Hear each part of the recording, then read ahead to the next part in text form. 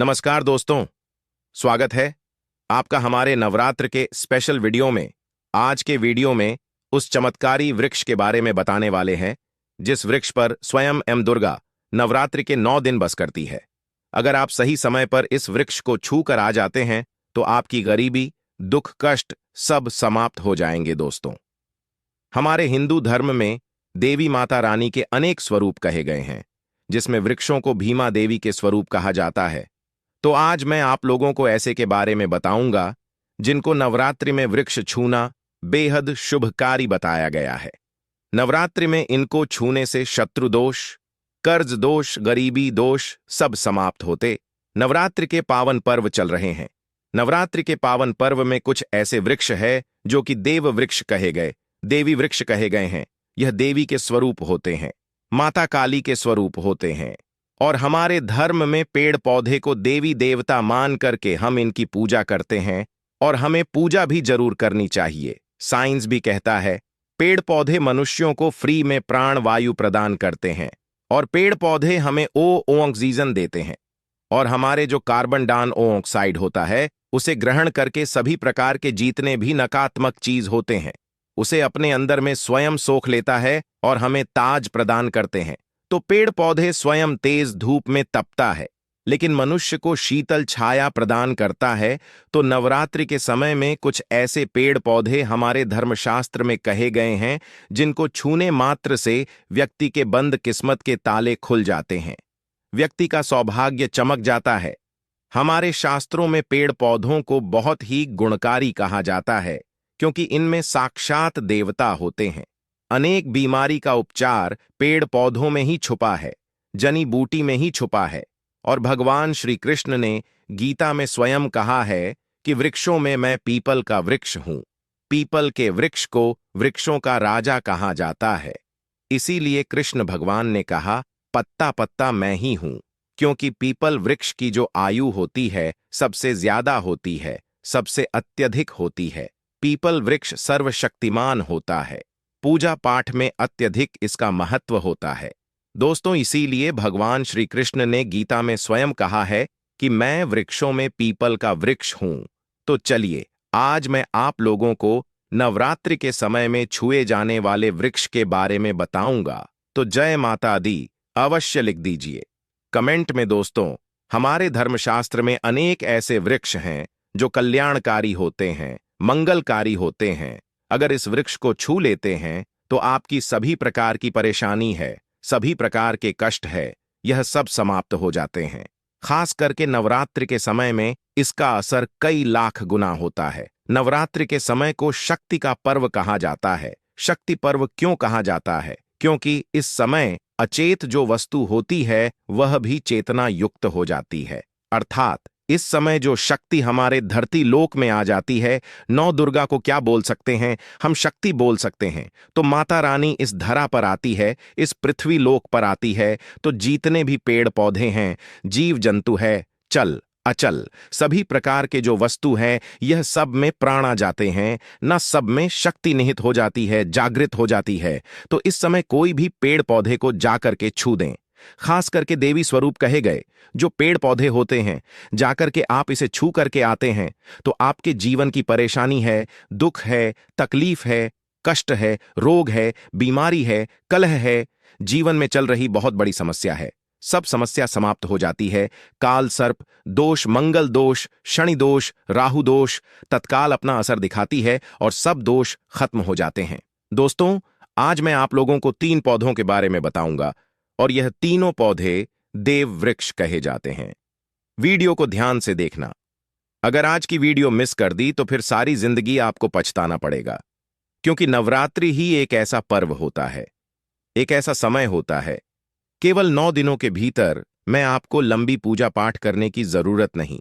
पति केवल 9 दिनों के भीतर में ही आप अपनी समस्या को, आप अपनी गरीबी को स्वयं अपनी आंखों से समाप्त होते हुए देख सकते हैं। मैं जिस वृक्ष के बारे में बता रहा हूं, यह सारे वृक्ष आपको अपने घरों के आसपास में बहुत ही आसानी से मिल जाएंगे। दोस्तों, वीडियो में आगे बैठने से पहले, जानकारी बताने से पहले अभी तक कमेंट बॉक्स में जय माता दी नहीं लिखे हैं तो जय माता दी जरूर लिखना। जब आप हमारे कमेंट बॉक्स में जय माता दी लिखते हैं तो हमें काफी हर्ष होता है, काफी उल्लास होता है। आप हमारी वीडियो को लाइक करते हैं तो हमारा मनोबल बढ़ता है और आप सभी लोगों के लिए इस प्रकार ज्ञान भरी जो अच्छी अच्छी जानकारी होती है आप सभी लोगों के लिए लेकर के आते हैं। तो अगर आप इस प्रकार की जानकारी में इंटरेस्ट रखते हैं, इस चैनल को अगर सपोर्ट करना चाहते हैं, तो आप हमारे चैनल को सब्सक्राइब कर हमारा सपोर्ट जरूर करें। दोस्तों, मेरे जो उपाय होते हैं आप लोगों को मैं सरल से सरल आसान उपाय बताता हूं, जो भी हमारे गुरुदेव ने हमें सिखाया है। जो उपाय बहुत ही सरल होते हैं, बहुत ही आसान होते हैं और यह राम बाण की तरह काम करते हैं। जिस प्रकार प्रभु राम के जो बाण होते हैं छुंग होते हैं, उसी प्रकार मेरे वीडियो में बताए गए जो उपाय होते हैं अचूक होते हैं, कभी भी प्रभाव ही नहीं होते हैं। तो वीडियो को ध्यान से देखना। कौन से ऐसे 3 वृक्ष हैं जिसे हमें छू करके नवरात्रि के समय में जरूर आना चाहिए? एक खास बात सभी दर्शकों को बताना चाहूंगा। नवरात्रि के समय में जितना ज्यादा हो सके देव वृक्ष की पूजा जरूर करना। दोस्तों, देव वृक्ष में कई प्रकार के वृक्ष होते हैं। चलिए मैं आप लोगों को बताना चाहूंगा कौन से वृक्ष को छूने से हमारी गरीबी मिटती है। पहला जो वृक्ष है, बेल का वृक्ष। जो बेल का वृक्ष है, यह वृक्ष माता पार्वती के पसीने से उत्पन्न हुआ है। स्कंद पुराण के अनुसार जो माता पार्वती हैं, यह देवी स्वरूप कही गई है, अर्थात यह नवदुर्गा के स्वरूप कही गई है। तो स्कंद पुराण की कथा में कहा गया है, जो बेल का वृक्ष है, माता पार्वती के पसीने से उत्पन्न हुआ है। इसकी डाली में पार्वती, जड़ में ब्रह्म, तने में विष्णु एवं समस्त जो हिस्से हैं उसमें भगवान शंकर जी बसते हैं। संध्या काल में शिव मंदिर के समीप या नौ दुर्गा मंदिर के समीप जो बेल के वृक्ष है, इसके नीचे में घी का दीपक जलाने से व्यक्ति धनवान, गुणवान एवं पराक्रमी बनता है। व्यक्ति के सभी प्रकार के मनोरथ की पूर्ति होती है। हमारे धर्मशास्त्र यह भी कहते हैं, नवरात्रि के समय में अगर कोई भी व्यक्ति, जी हां, नवरात्रि के समय में अगर कोई भी व्यक्ति बेल के वृक्ष को माता नौ दुर्गा का ध्यान करते हुए 7 बार छू करके आ जाते हैं, तो ऐसे व्यक्ति की तत्काल अगर उपवास व्रत रखा है, ध्यान से सुनिए, जो लोग उपवास व्रत रखे हैं ऐसे व्यक्ति की थकान, सुस्ती तत्काल चली जाती है। ध्यान से सुनिए, जो व्यक्ति उपवास रखे हैं, व्रत रखे हैं, ऐसे व्यक्ति को नवरात्रि के समय में जितना ज्यादा हो सके संध्या काल में बेल के वृक्ष को जरूर छूना चाहिए। केवल आप ज्यादा नहीं छू सकते तो 7 बार छू करके जरूर आ जाना और बेल वृक्ष के नीचे में घी का दीपक जरूर जला देना। दोस्तों, घी का दीपक जलाते हैं तो इसके क्या फायदे मिलते हैं, यह भी इस वीडियो में बताऊंगा। मैं सारी जानकारी इस वीडियो में विस्तार से बता रहा हूं, इसलिए आज की वीडियो थोड़ी बड़ी बन सकती है। हो सकता है 15 मिनट की वीडियो बन जाए, लेकिन अपना पूरा समय जरूर देना, क्योंकि जब हम उपवास व्रत रखते हैं तो हमारे शरीर में काफी थकान आ जाती है। हमारे शरीर में ऊर्जा की कमी होने लगती है। हालांकि हमें अध्यात्म ऊर्जा प्राप्त होती है, लेकिन हमारे शरीर में ऊर्जा की कमी होने लगती है। भोजन न करने के कारण हमारे शरीर में ऊर्जा की कमी होती है, और इस ऊर्जा को बरकरार रखने के लिए, इस ऊर्जा को प्राप्त करने के लिए हमें बेल वृक्ष को छूना चाहिए। दोस्तों, अनेक संत महात्माओं ने बेल वृक्ष के पत्ते को खा करके तपस्या की है एवं कई प्रकार की सिद्धियां हासिल की हैं। धर्मशास्त्र कहते हैं, अगर नवरात्रि के समय में बेल के पत्ते खाए जाएं, तो जो व्यक्ति लंबे समय से जो मंत्र के जाप कर रहे हैं, सिद्धि प्राप्त नहीं हो पा रही है, फिर कुछ आप ऐसी सिद्धि को प्राप्त कर सकते हैं जो सिद्धि आपको काफी लंबे समय से प्राप्त बेल के पत्ते खाने से वह सिद्धि जल्दी प्राप्त होती है। इसके नीचे घी का दीपक जलाने से हमें सिद्धि की प्राप्ति होती है। सिद्धि का मतलब होता है कार्य में सफलता। तो जो लंबे समय से आपके कार्य नहीं हो पा रहे हैं, उस कार्य में नवरात्रि के समय में जितने भी दिन हो सके, आप जो है जब भी आपको समय मिले तो शाम के समय में घी का दीपक जरूर जला देना। और अगर कोई भी व्यक्ति नवरात्रि के समय में, ध्यान से सुनिए, अगर कोई भी व्यक्ति नवरात्रि के समय में अगर बेल वृक्ष की जड़ में दूध चढ़ते हैं, वह सभी प्रकार के व्याधि दूर होती है। अगर सिंदूर युक्त गंगा जल चढ़ते हैं तो व्यक्ति की गरीबी मिटती है। अगर तेल चढ़ते हैं बेल वृक्ष के जड़ में तो सौभाग्य की प्राप्ति होती है। और अगर बेल के तीनों पत्तों में, दोस्तों ध्यान से सुनिए, त्रिदेवी कही गई है, जैसे कि महाकाली, महालक्ष्मी, महासरस्वती। तो अगर बेल के जो 3 पत्ते हैं महालक्ष्मी, महाकाली, महासरस्वती के स्वरूप कहे गए हैं, तो बेल के अगर तीनों पत्तों में ओम, दूसरे पत्ते में हरिओम को सिंदूर से लिख करके चढ़ना होता है, सिंदूर से लिख करके चढ़ाया जाए तो तत्काल उसी समय मनोकामना की पूर्ति होती है, कार्य में सफलता मिलती है। कोई लंबे समय से आपकी मनोकामना हो, आप चाहते हैं वह मनोकामना पूर्ण हो जाए, तो यह उपाय अवश्य करिएगा। दोस्तों, इसकी जड़ में ध्यान से सुनिए। नवरात्रि के समय में इसकी जड़ में अगर तांबे की कोई भी रिंग होती है, जिसे हम एक प्रकार के तांबे की जो धातु है, यह मंगल से जुड़ी हुई होती है, तो अगर नवरात्रि के समय में इसकी जड़ में तांबे की जो रिंग होती है, अंगूठी होती है, अगर आप 4 अंगुल खंड करके दबा करके आ जाते हैं, नवरात्रि भर इसे दबे रहने देना है। इसके बाद अगर आप पहन लेते हैं तो वह जागृत हो जाती है, क्योंकि जो बेल के वृक्ष हैं स्वयं जागृत कहे गए हैं, और नवरात्रि के समय में इसकी जो आवरा होती है, इसकी जो ऊर्जा होती है, अत्यधिक बढ़ जाती है। फिर अगर आप इस प्रकार की अंगूठी को पहनते हैं तो कभी भी आपको रक्त संबंधी समस्या नहीं आती, क्षणिका दोष नहीं सताता, राहु की पीड़ा और 9 दुर्गा की कृपा से सदैव आप सुरक्षित रहते हैं। ऐसे व्यक्ति की कभी भी अकाल मृत्यु नहीं होती। दोस्तों, मैं दूसरे पौधे के बारे में जो बता रहा हूं वह पौधा भी जान लीजिए। मैं जो दूसरे पौधे के बारे में बता रहा हूं यह शम का वृक्ष है। शमी के वृक्ष को जगदंबा के स्वरूप कहा गया है। जो शमी के वृक्ष हैं यह स्वयं जगदंबा के स्वरूप है। इस पर स्वयं मां जगदंबा स्वयं साक्षात विराजमान रहती है, और कोई भी व्यक्ति अगर संध्या काल में नवरात्रि के समय में इसके नीचे में धूप दीप जलाता है, धुआं दिखाता है, तो उनकी सभी प्रकार की परेशानी दूर होती है। धर्मशास्त्र कहते हैं अगर कोई भी व्यक्ति नवरात्रि के पूरे समय में हो सके, अगर आप एक दिन भी करना चाहते हैं तो आप यह उपाय एक दिन भी कर सकते हैं, पंचमी या सप्तमी के दिन कर सकते हैं।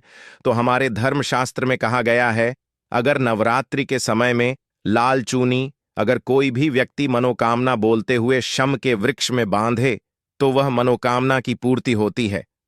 लाल चूनी अगर कोई भी महिला जाकर के बांधती हैं तो उन्हें सौभाग्य की प्राप्ति होती है, उसके पति की कभी भी अकाल मृत्यु नहीं होती। इसकी जड़ में सिंदूर डालने से व्यक्ति को आरोग्य की प्राप्ति होती है।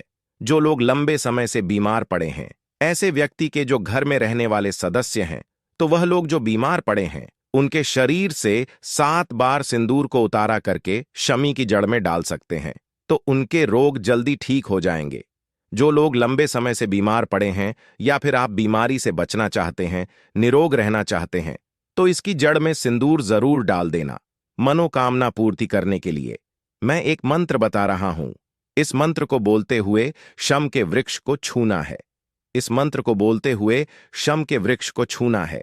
आप तत्काल नवरात्र के समय में इसका रिजल्ट देखना। जैसे नवरात्रि समाप्त होगा, आपकी जो मनोकामना है उसकी पूर्ति हो जाएगी। आपकी जो दरिद्रता है वह दरिद्रता समाप्त हो जाएगी। तो मंत्र कौन सा है? तो आपको बोलना है मम मन और थे पूरे मम दरिद्र नाश। यह मंत्र आपको बोलना है। यह मंत्र बोलते शम के वृक्ष को छूना है। सभी प्रकार के आपके मनोरथ की पूर्ति होगी। आपकी जो दरिद्रता है, दरिद्रता समाप्त हो जाएगी। आपको छूते हुए बोलना है। आप चाहते हो तो नवरात्रि के समय में मौली धागे भी शमी के वृक्ष पर बांध सकते हो। अधिकतर लोग मौली धागे बांधते हैं। मौली धागे बांधने से माता रानी आपसे बन जाती है। दोस्तों, कहने का मतलब है कि माता रानी आजीवन आपका साथ देती है, आपके हर कदम में मार्गदर्शन करती है। इसकी जन की मिट्टी ला करके ध्यान से सुनिए। नवरात्रि के समय में अगर आप जो है नव दुर्गा के उपवास नहीं कर पा रहे हैं, व्रत नहीं कर पा रहे हैं किसी कारणवश, तो केवल इसकी जड़ की मिट्टी ला करके नवरात्रि के समय में स्नान करने से व्यक्ति का भाग्य उदय हो जाता है, व्यक्ति का भाग्य चमक जाता है, व्यक्ति की जो फूटी किस्मत होती है वह भी चमक जाती है। आप में से अधिकतर लोग बोलते हैं ना कि हमसे लक्ष्मी नाराज हो चुकी है, लक्ष्मी हमारे घर में आना ही बंद कर चुकी है। तो आप चाहते हैं कि लक्ष्मी की कृपा प्राप्त हो जाए, तो नित्य नवरात्रि के समय में इसकी मिट्टी को लाकर के नवरात्रि के समय में स्नान करना शुरू कर दीजिए। नहाने वाले पानी में डाल करके स्नान करना शुरू कर दीजिए। आपके शरीर से दोष दूर हो जाएंगे। आपके शरीर से किसी भी प्रकार की पीढ़ी है, सकारात्मक शक्ति आपके शरीर में प्रवेश कर गई है, वह भी समाप्त हो जाएगी। दोस्तों, तीसरे क्रम में मैं जिस वृक्ष के बारे में बता रहा हूं, मित्रों, इस वृक्ष को देव वृक्ष भी कहा जाता है। जो तीसरा वृक्ष है वह है परिजात का वृक्ष। पारिजात का वृक्ष समुद्र मंथन से उत्पन्न हुआ था और यह देवराज इंद्र के नंदन वन में स्थापित किया गया था। परिजात वृक्ष भगवान कृष्ण ने मानव जन कल्याण के लिए धरती लोक पर लाए थे। जो पारिजात का वृक्ष है, इसे भी लक्ष्मी का स्वरूप कहा गया है, क्योंकि माता लक्ष्मी भी समुद्र से उत्पन्न हुई है और पारिजात के वृक्ष भी समुद्र से उत्पन्न हुआ। इस नाते यह माता लक्ष्मी की बहन कही जाती है। तो ऐसा माना जाता है कि कोई भी मनुष्य उनके शरीर में कितनी भी ज्यादा थकान हो, कितनी भी पीरहा व्रत के दौरान अगर आपके शरीर में थकान है, पीना है, तो पारिजात के वृक्ष को शाम के समय में छू करके जरूर आ जाना। आप चाहते हो तो नवरात्रि के किसी भी टाइम में आपको टाइम मिले, उस समय में जाकर के इसके वृक्ष को छू सकते हैं। इसके वृक्ष को छूते ही तत्काल शरीर से पीना है। जो थकान है, सुस्ती है, कमजोरी है, वह समाप्त हो जाती है। इस वृक्ष के नीचे में अगर नवरात्रि के समय में घी का दीपक जलाया जाए, छुटकी भर सिंदूर अगर इसकी जड़ में डाला जाए, तो सभी प्रकार की मनोकामना की पूर्ति होती है। लेकिन आपको प्रार्थना जरूर करनी है कि हे परिजात वृक्ष, आप देवी स्वरूप कहे जाती हैं, आप हमारी सभी प्रकार की पणा को दूर करें। गृह दोष है, पितृदोष है, लक्ष्मी दोष है, इसे आप समाप्त करें। लक्ष्मी स्वयं आपकी बहन है। माता लक्ष्मी का हमारे जीवन में प्रवेश कर जाएं। इस प्रकार का आप हमें आशीर्वाद प्रदान करें। इस प्रकार से आप इनसे जो है मनोकामना बोल सकते हैं, मनोरथ बोल सकते हैं। यह लक्ष्मी की बहन कही गई है, क्योंकि समुद्र मंथन से यह उत्पन्न हुआ है। तो अगर आप भी जल्द धनवान बनना चाहते हैं, आपके जीवन में कोई कामना है, कोई कामना अधूरी रह गई है, तो हमने 3 वृक्ष के बारे में बताया है। इन 3 वृक्ष को नवरात्रि के समय में छूना शुरू कर सकते हैं।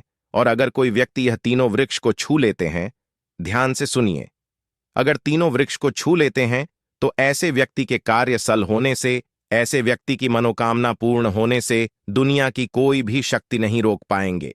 मनोकामना पूर्ति करने के लिए, कार्य में प्रगति प्राप्त करने के लिए, अपनी किस्मत को चमकाने के लिए, सोए हुए भाग्य को जागृत करने के लिए नवरात्रि में यह उपाय जरूर करिएगा। दोस्तों, यह उपाय सोने पर सुहागा होगा या आपकी जिंदगी को संवार देंगे, आपकी जिंदगी में चल रही परेशानी को दूर कर देंगे। तो यह जानक कैसी लगी, हमें कमेंट सेक्शन में जरूर बताना और इस जानकारी को अपने तक सीमित मत रखना। इस जानकारी को आगे जरूर शेयर करना, क्योंकि ज्ञान बांटने से ज्ञान बढ़ता है। हो सकता है आप इस वीडियो को शेयर आगे करेंगे तो कोई व्यक्ति नवरात्रि के समय में थकान महसूस करते हैं, पीरहा महसूस करते हैं, नवरात्रि के समय उनको होती है, किसी भी प्रकार के कष्ट होते हैं, तो इन वृक्षों को छू करके